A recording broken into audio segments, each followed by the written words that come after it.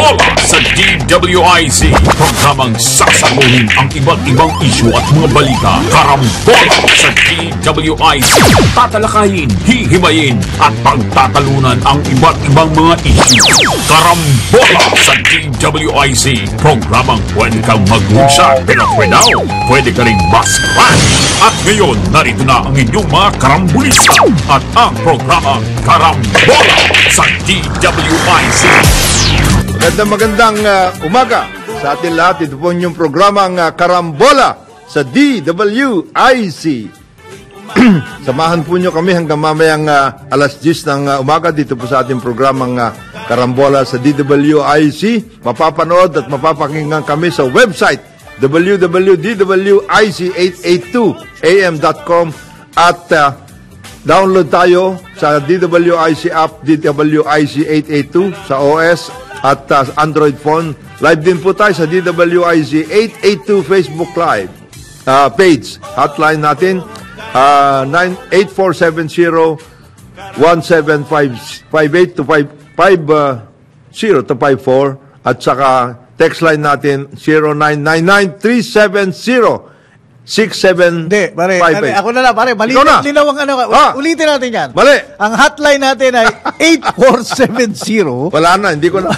Hotline natin 8470-1750-254. Yeah. At text line natin ay 0999-376-6768. Napakatindi niyan. Medyo gumagalaw naman. Gumagalaw kasi. Tayo po ay mapapanood sa Digital Free TV Aliw 23, Signal Channel 24, TV Plus Channel 27 at GMA For the Box Channel. Available din po kami sa Digital TV Services, TV receivers. Mangyaring paki-scan lamang po ang inyong digital boxes at mapapanood ang inyong paboritong Karambola sa DWIZ at Aliw 23. Ito po inyong kaibigan, Jonathan De La Cruz. Siyempre kasama natin paring Joel Laksamana. Good morning. Good morning, sir. Good morning. Good morning. Si paring Conrad ay nagre-real estate venture. Oo, matindi ang kanyang land banking. Land banking siya. Kasalukuyang kumakayod siya ng real estate habang nagda-drive ng bola. Ng bola. Ewan ko saan golf course sila. Nasa South yata. Mukhang sa Bali lang. Bali Golf. Bali Golf. Ano lang. Ay, magandang magandang golf, yan. Real estate dyan. Pagkapunta ka sa ilalim ng puno, yari ka na, patay ka na. Ang hirap. Play out ang hirap. Ang hirap ng yan. Ang hirap ng butin yan. Huwag ka nang mabisyon. May babatiin ba tayo, sir? Marami tayong babatiin sa ngayon, paring Joel.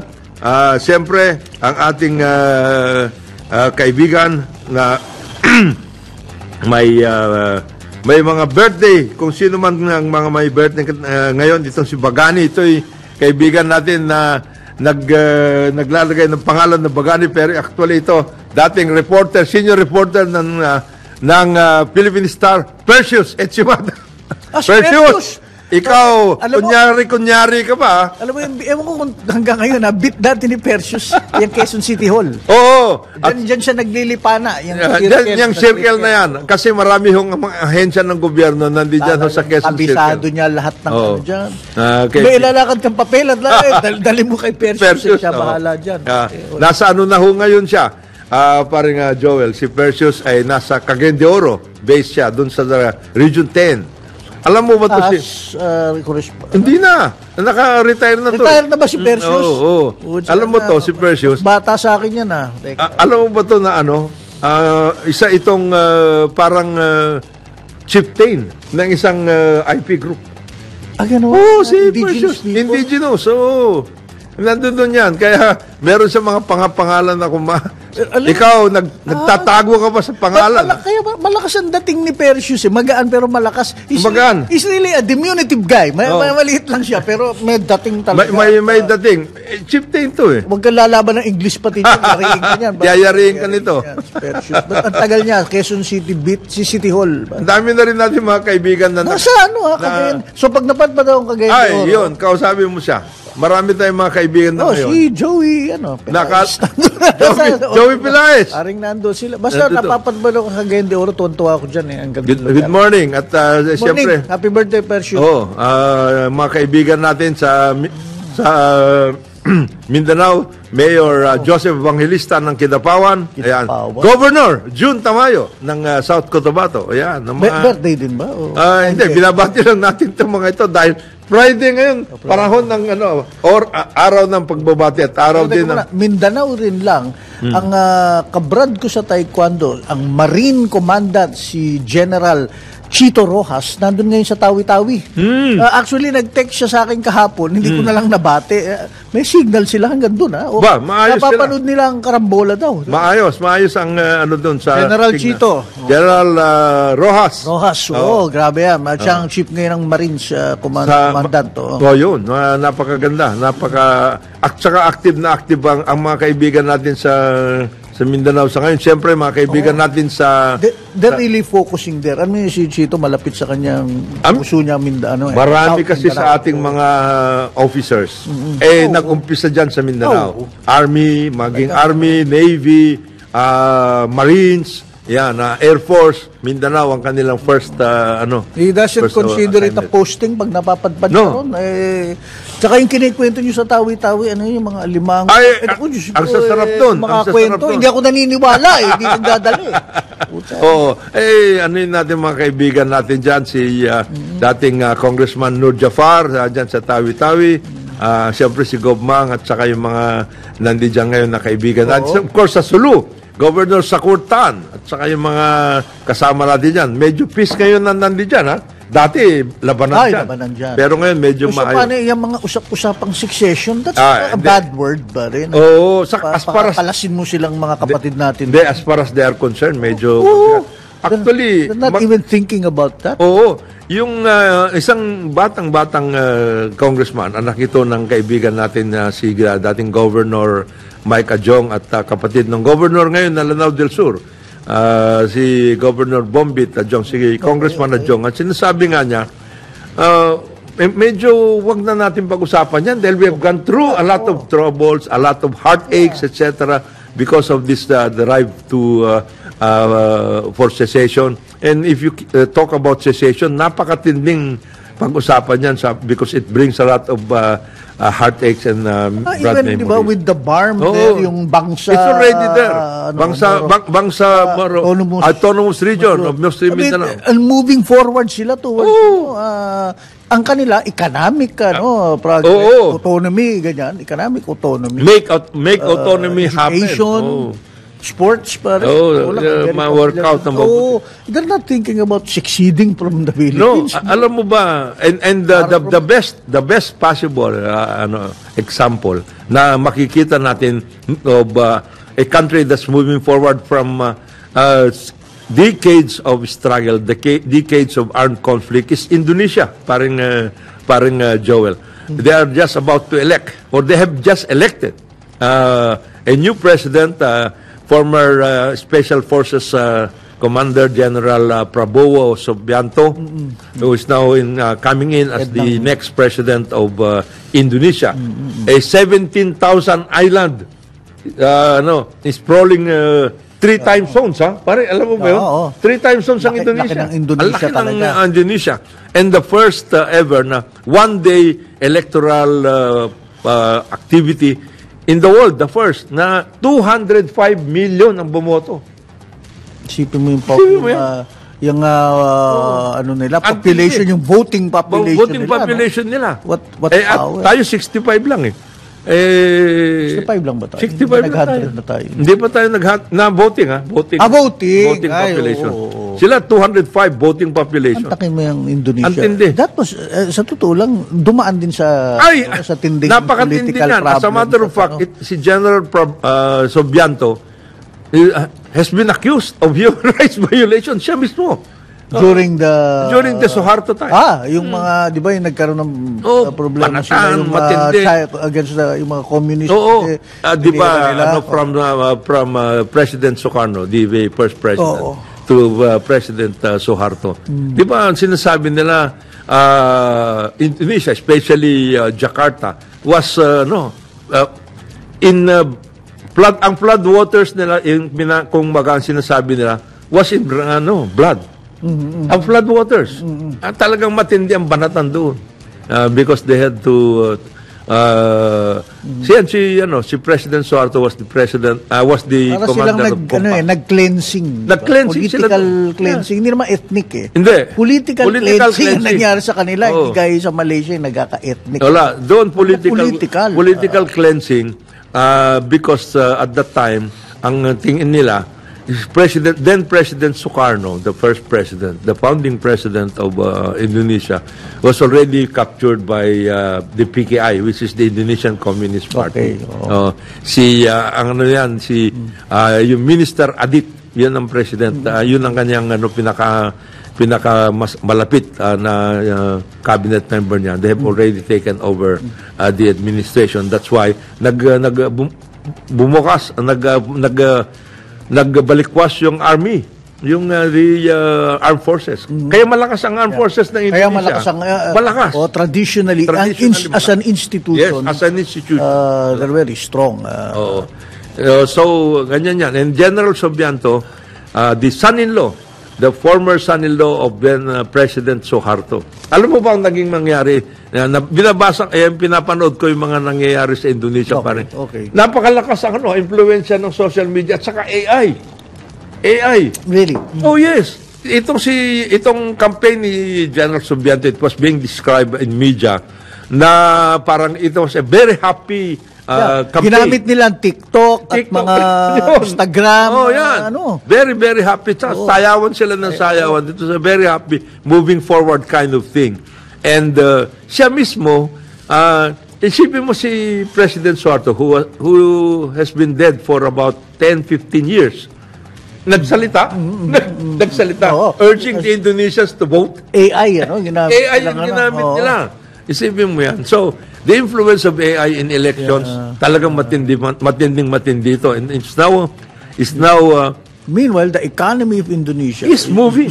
Well, Parang matindi. of course, we have to admit naman, yung natural resources. Ay, matindi ang natural resources. I mean, insofar sa mining, natural resources, kompleto sila. Gas. Blessed naman sila talaga. And they've been able to utilize it. May corruption din. For a long time, sila nga pinakamatindi in Southeast Asia. Sila ang number one ang sinasabi noon. But it just shows that it also shows that the age of strongman rule, Suharto, Lee Kuan Yew, di ba? Mahathir. Medyo strongman yan. Of course, the first President Marcos. Ferdinand Marcos, itong mga ganito. Thailand, yung the military is very, very strong also in Thailand. The strongman rule din yung nangyari dyan because of the coup leaders that came in. So, the age of strongman rule is out.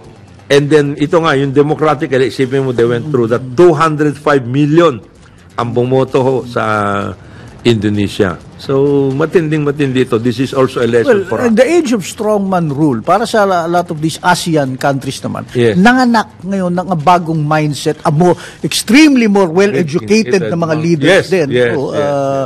At those na marry na nila yung nationalism, with globalization, ba't hindi at naman... saka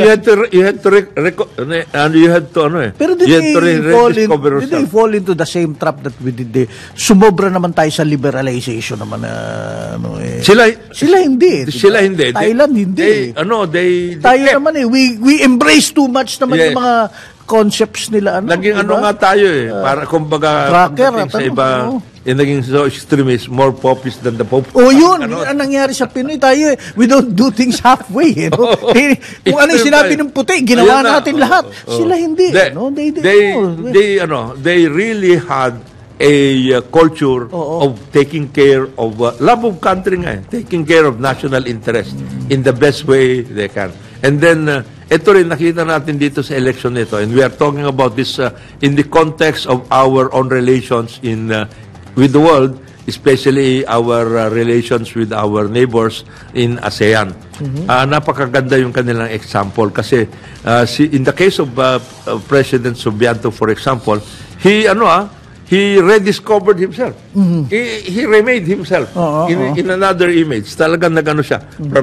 Binabanatan siya. Hanggang ngayon, for a long, long time, hindi siya makapunta sa Amerika dati.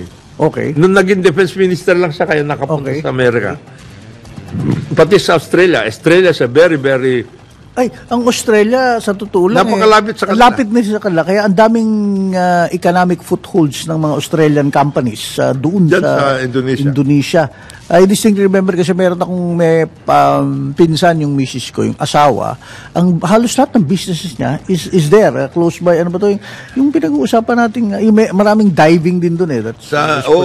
Marami doon. Lower doon, sa baba. Malapit na malapit siya. Lapit sa kanila. Malapit sa kanila. And sa sobrang lapit, even parang nag-Hong Kong sila o Singapore. Yung Bali. Yung flight. Di ba Bali na napakaano? At saka hindi lang yun. Close ties and at the same time, medyo nagkaroon din ng konting hidwaan ng mabutihan. Lalong-lalo na nung umalis ang mga Portuguese from Timor. Okay. Tinake over. Because this is the Irian Jaya, island of Irian Jaya. Tinake over ng mga Indonesians. Ayun, Irian Jaya, yung mga... So, medyo nagkaroon ng bakbakan sila dyan with the Australians. And of course, the freedom fighters of East Timor. Right. So, kaya natin binabanggit ito, Parin Joel, and I hope our friends and our listeners... Yung context natin kasi, ang gusto ho natin mangyari, buuin natin ang ating bayan at tignan natin kung paano natin maayos na humakbang tayo na maayos. As a matter of fact, hindi lang hakbang, kundi tumakbo na maayos para itaas natin ulit ang antas ng ating economic development, yung ating maturity as a people, maayos na mabuti. Kaya itong mga bangayan dito sa nangyayari ngayon, mabuti nga. At, one of them, we wanted to talk about it. Si President Bongbong Marcos visited the first command conference ng Philippine National Police.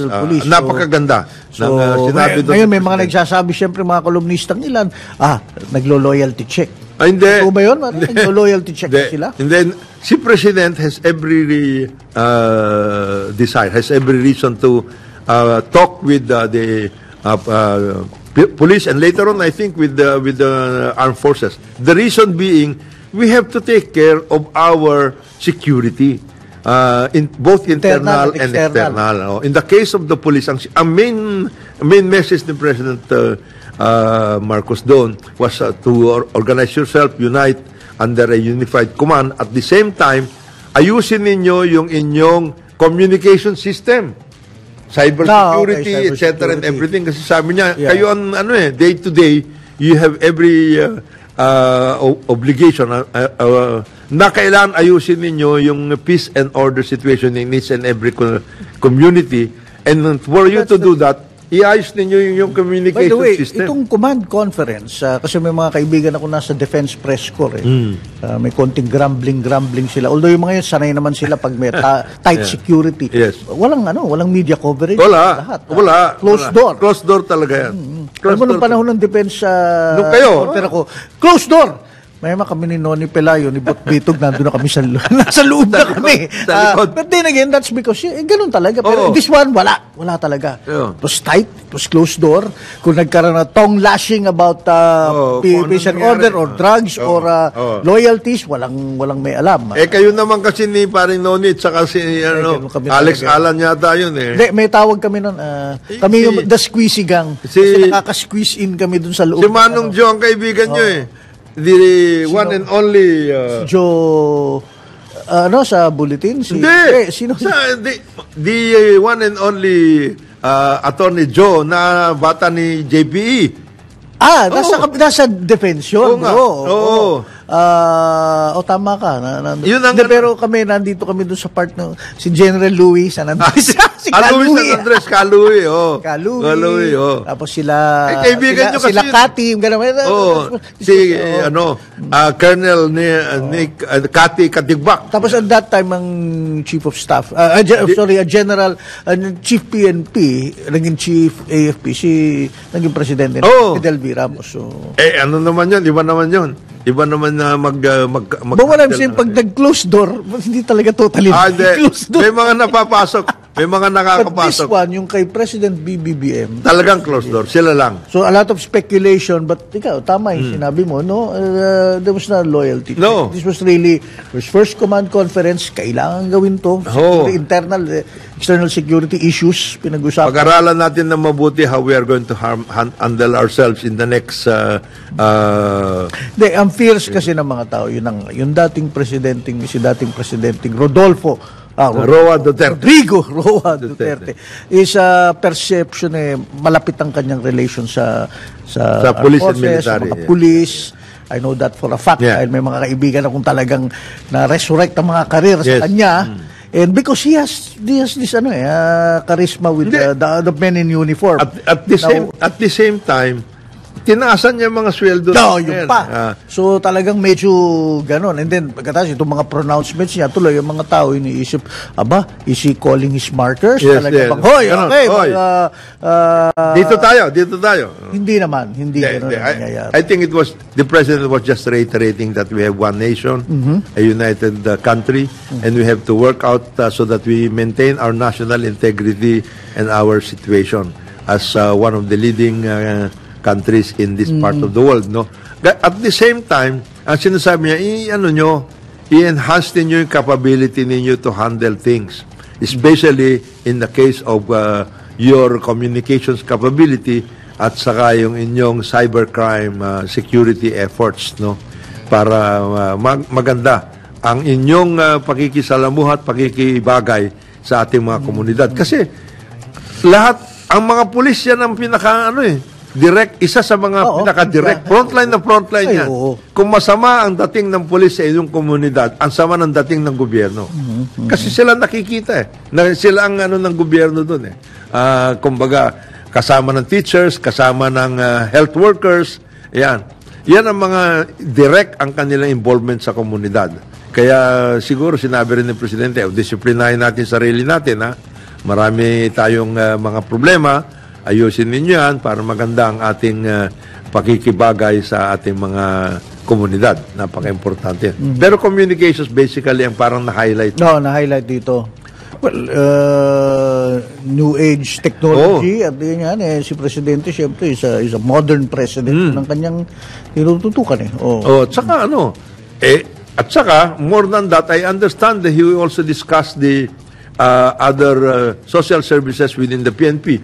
Meron kasi yung grupo, if you remember parang Joel, di ba meron tayong naging host, hinost natin na mga grupo coming from Australia. They are into medical services. At nalaman natin that there is really a need to improve the medical services within the police force. Alam mo ba, they only have 2 hospitals here in NCR. No? Yung isa, nandyan sa Campanupio. Okay. 100-bed hospital. Yung isa, I think 50-bed hospital. Sa regions, dadalawa lang ang regional na regions na mayroong hospital. And yung mga hospital na yun are not even hospitals 20 beds. Naku. Hindi nakakaya. 20 beds, parang clinic lang parang clinic lang yan. So you're talking about a force of 227,000 men. Not counting yung mga retired at saka yung kanilang mga pamilya at lahat. Isipin mo kung gano'n lang yung about yung reach mo for purposes of medical services. Doon sa mga iba, dispensary na lang Dispensary na lang. Yun? Parang clinic na lang yan. So, there is an effort actually to enhance the health services of the available to the men in uniform in the case of the police.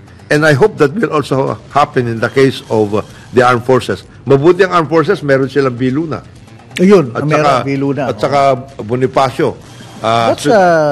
Yung billion na, That's quite a almost shock. yan. Akala, I would have thought ang police force natin merong... Wala. Ano? Wala silang ganyan. It's only now that they're working out, and I hope before the General Accorda leaves, because ang kanyang extended duties up to March 30 lang, I hope before he leaves, he comes out with some plan, not only for the communications, but more also in the case of health services. And at the same time, pinag-usapan din pala dyan sa Command Conference. Yung tungkol sa pension and benefit system. Actually, I was going to ask that. Balikan natin yan. Balikan natin yan mamaya. Parang Joel, ang oras very natin. Very important yung pension.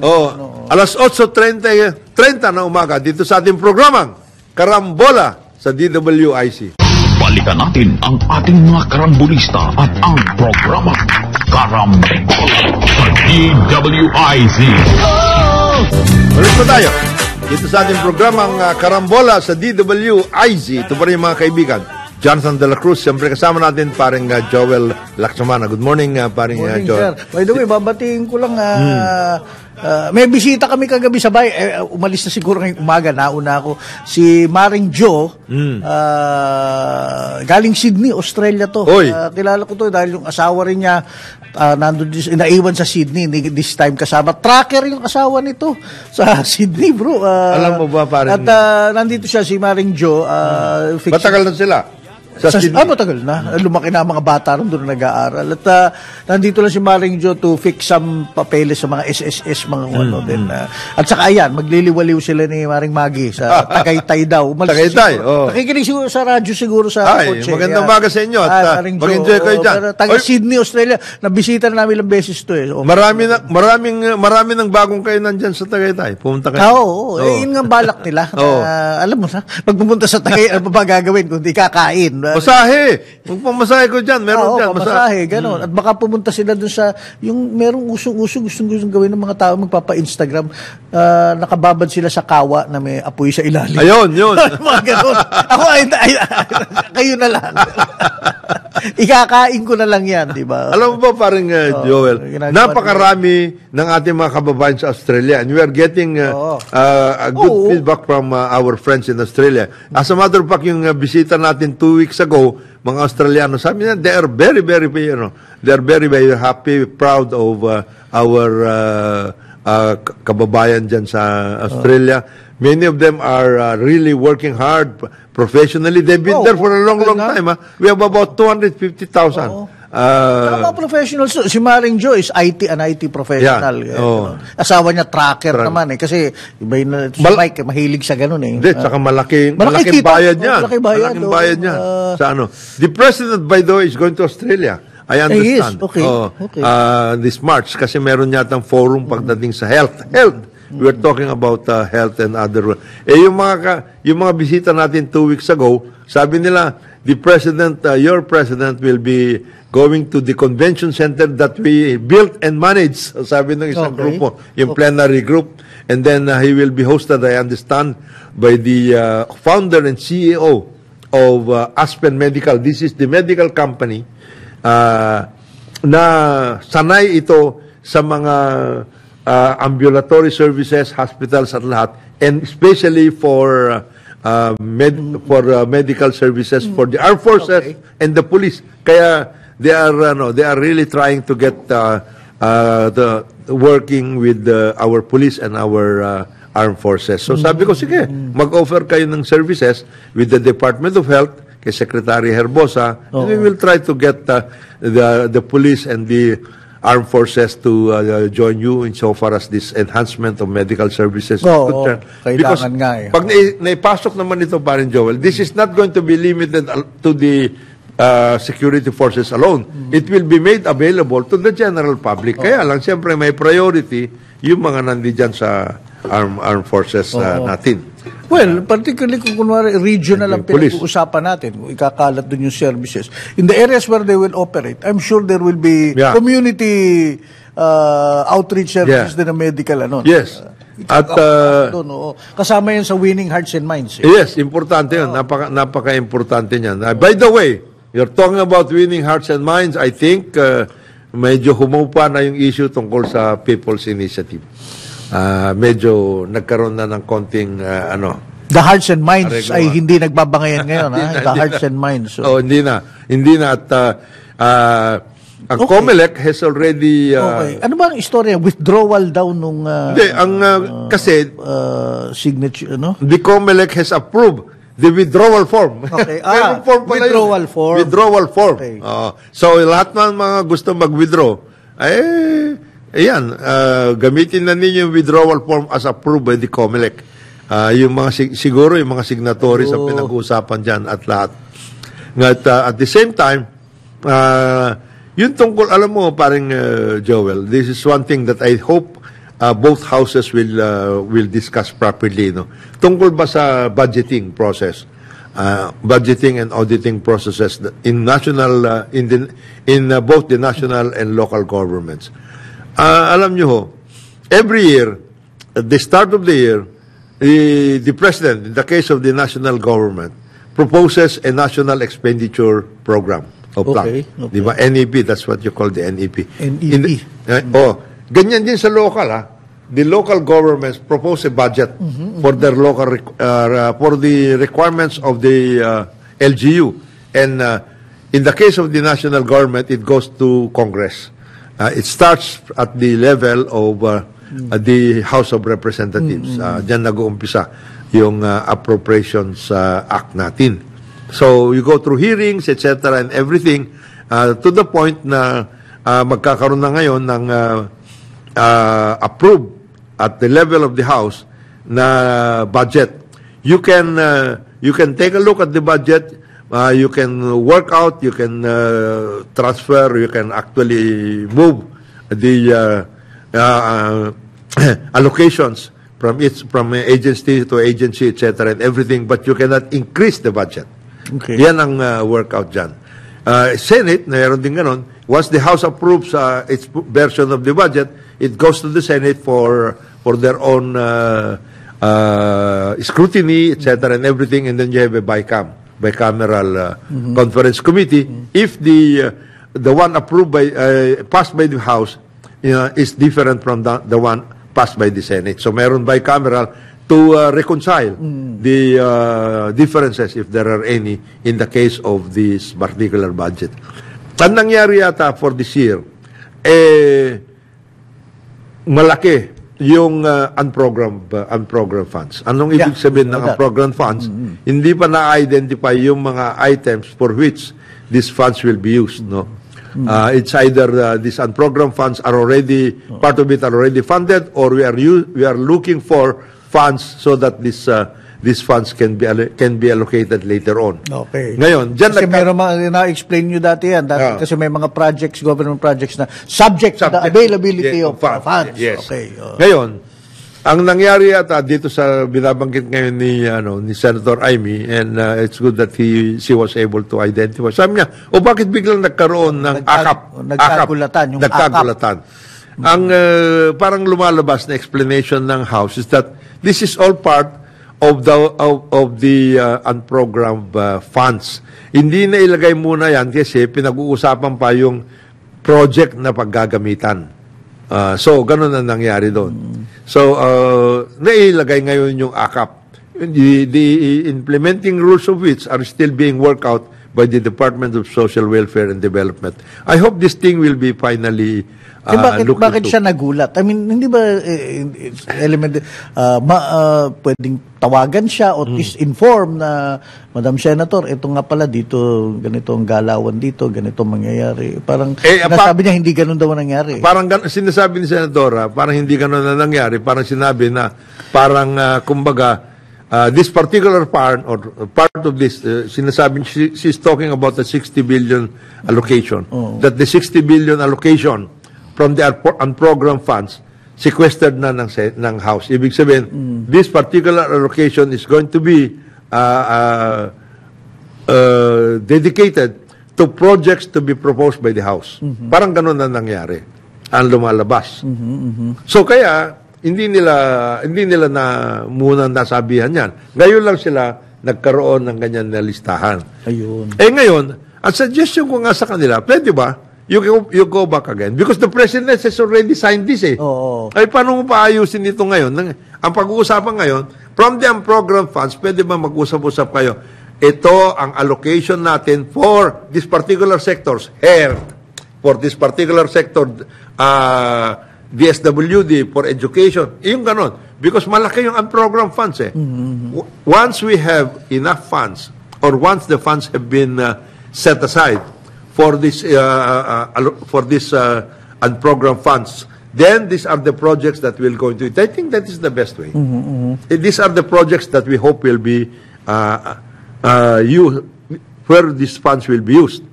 Eh, sinabi ng Senadora, Amy, 60 billion daw yun from the unprogrammed funds. Sinabi ng House, these are all House projects. So, baka naman meron din Senate projects. So, pag-isipan na ninyo lahat Okay, yan. tama. Para hindi na tayo nagkakaroon ng parang, kumbaga, suspetsahan pa. Okay. Actually, yun ang nagiging problema dun. Nag-i-insert kayo eh. Whether it is an insertion or a sequestration, we don't know. Yun ang pag-uusapan. Basta sinasabi ngayon, Senadora, is sinabi daw ng House contingent na itong 60 billion na ito ay for House projects. O di, ganun. Pag-usapan na lang. Ibig ba sabihin na House projects, hindi na kayo, hindi na ninyo magagamit yun? Hindi naman siguro eh. Because, yung AKAP, for example, as explained by Secretary Gatchalian, Rex Gatchalian, dun sa near poor. Near Ito yung sinasabi poor, niya. This is an assistance to the near poor. So, Ano nga ba yung ibig sabihin ng AKAP? ayuda para sa kapos, palad, or something. Something like that. Pero ito yung meron ng Meron kang trabaho hanap buhay, minimum wage. pero kulang na kulang. Kulang. Yan. Oo, ayan. Yan ang pinag-uusapan dyan. Hindi to, iba pa to dun sa yung ayudang 4-piece na talagang talaga. wala. Hindi, saka yung ayudang 4-piece is actually meant for Oo. yung mga anak ninyo para mapag-aral. Mapag-aral ninyo at the same time para sa prenatal.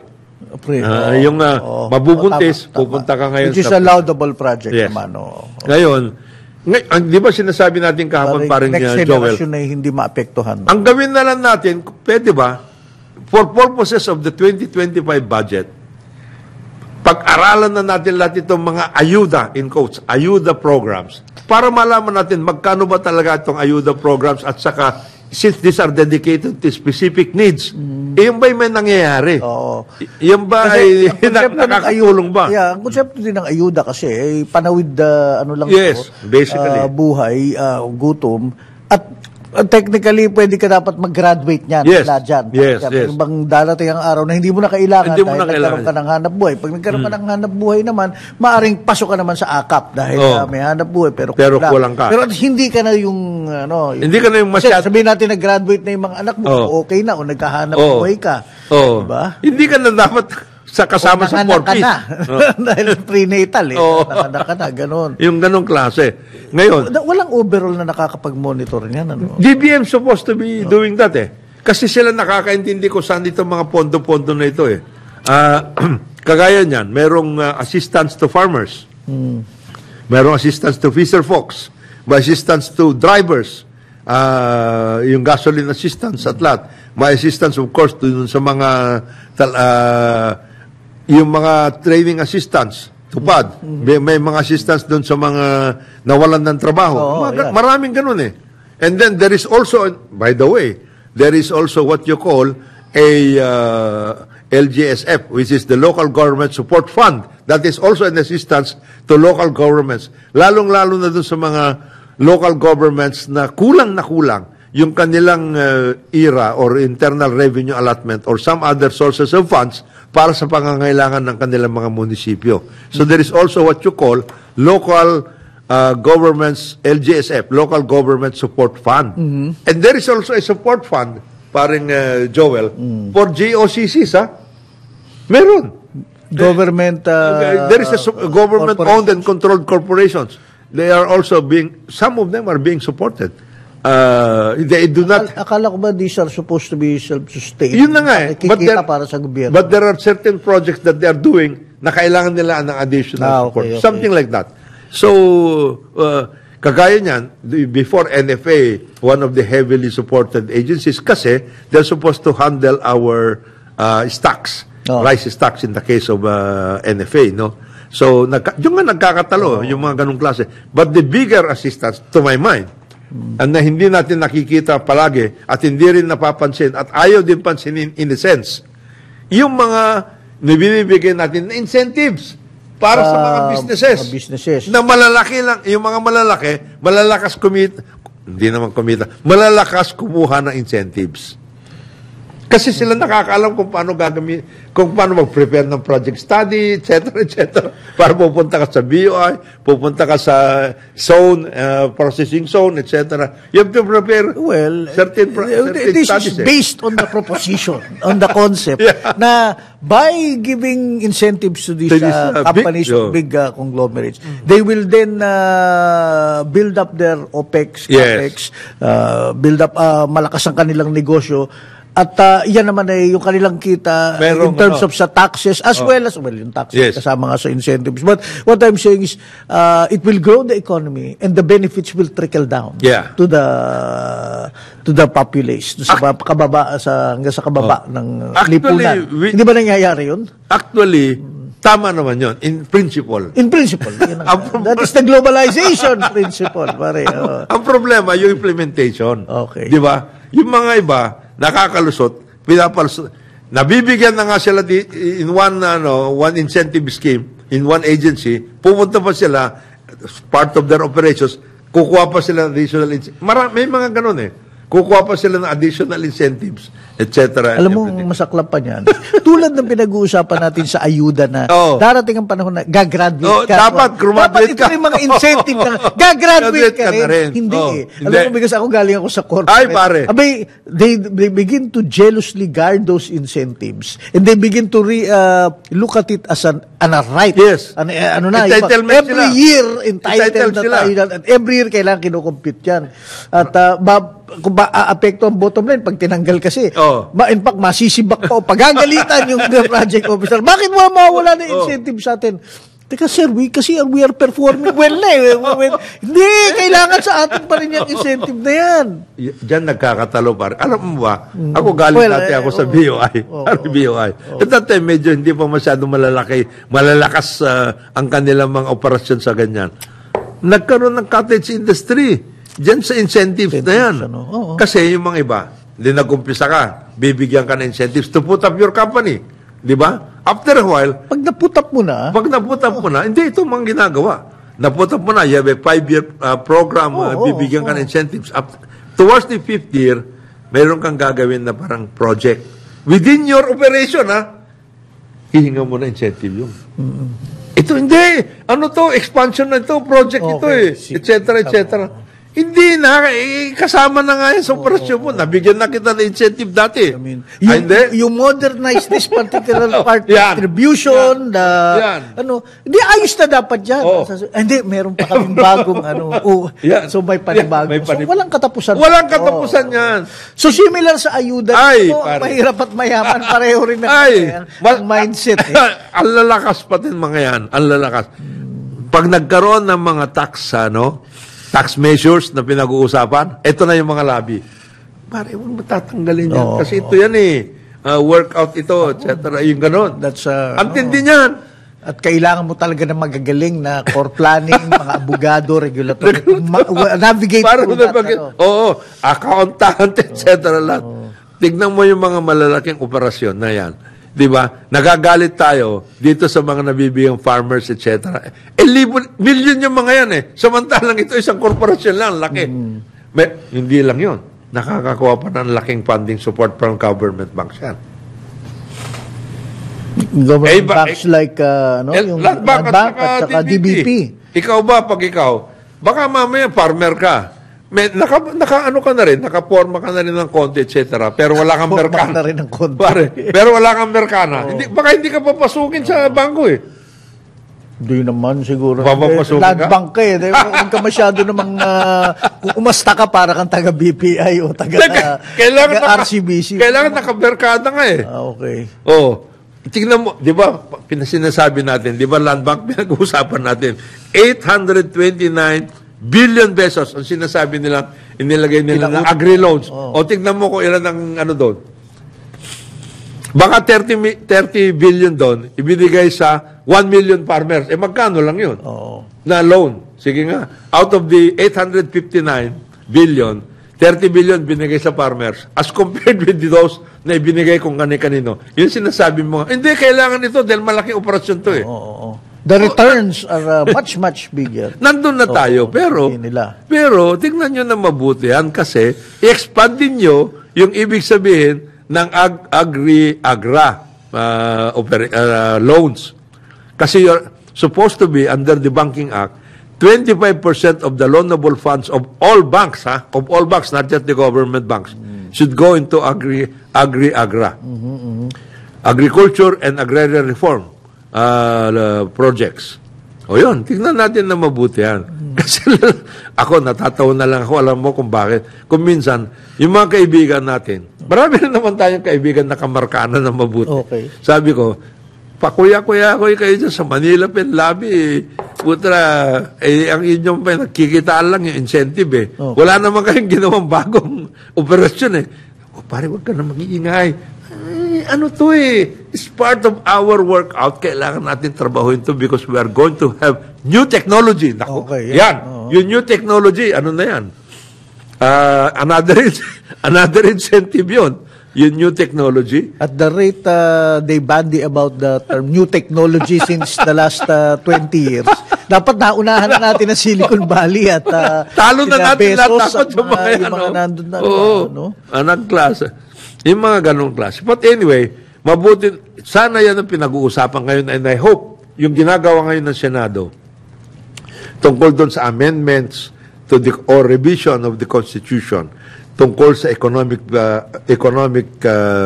provisions mapag-aralan na mabuti to. How are we going to make it a real honest-to-goodness effort para move forward tayo? Kasi siya, isipin mo dati, nasa tayo, top 3 tayo eh. Dito sa ASEAN eh. Pang-6 na yata tayo, pang-5 eh. Talo na tayo ng Vietnam eh.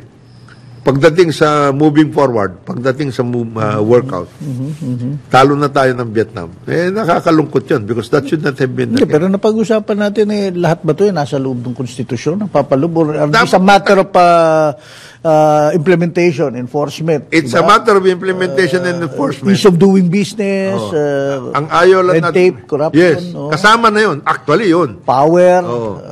Ang kailangan lang, ilabas yung mga what we might call those that are prone to challenge on the issue of constitutionality, ilabas natin out of the Constitution. Kasi ang ayaw natin mangyari, we had 2 examples of those Manila Hotel nga Okay, yeah, challenge, sipin mo yun. Ano ba naman yun?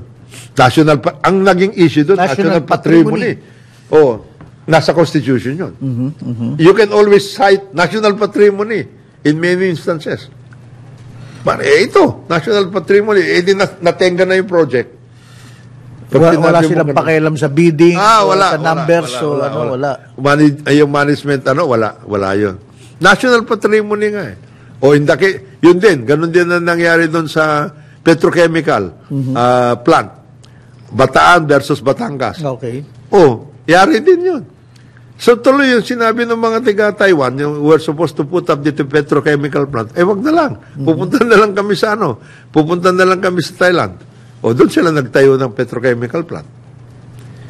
Tayo were left with I think it was the Gokongwei group na lang na nagtayo. Samantalang we were supposed to have 3 petrochemical plants. Ayan yung additional na makakatulong na sa atin ng ganun.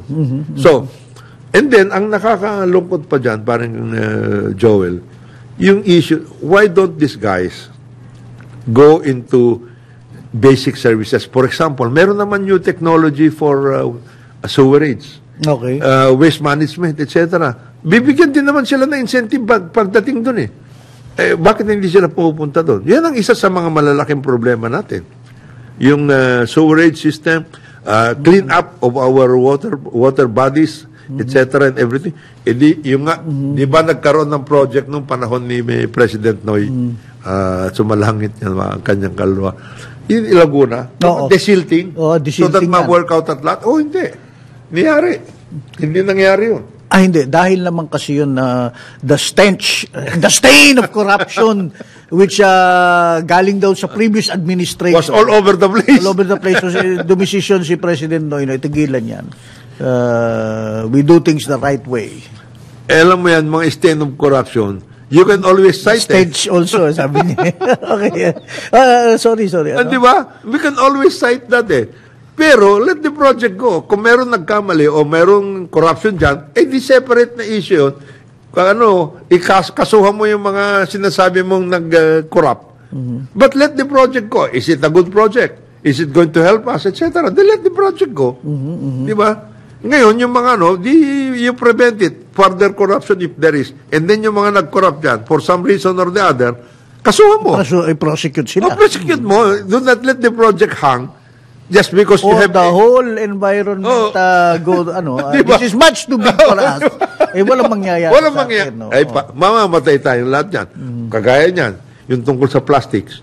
Pero new technologies, there are new technologies, packaging technologies, whatever it is, work out, and there are also biodegradable kinds of plastic.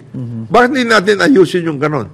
Wala ba tayong pwedeng mga investors pagdating dyan? Yung mga ganong klase. Power na lang. Yung power, mamaya pag-usapan natin parang Joel kasi yung mga utilities, napaka-importante niya.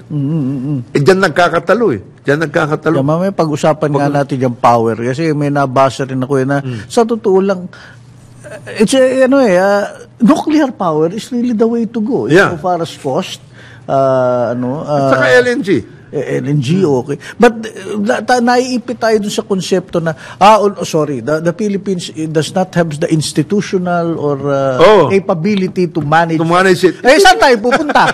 Kailan pa? Kailan pa tayo magkakaroon ng gano'n? Ang oras natin, 9:00 ng umaga dito sa ating programang Karambola sa DWIZ. Karambola sa DWIZ.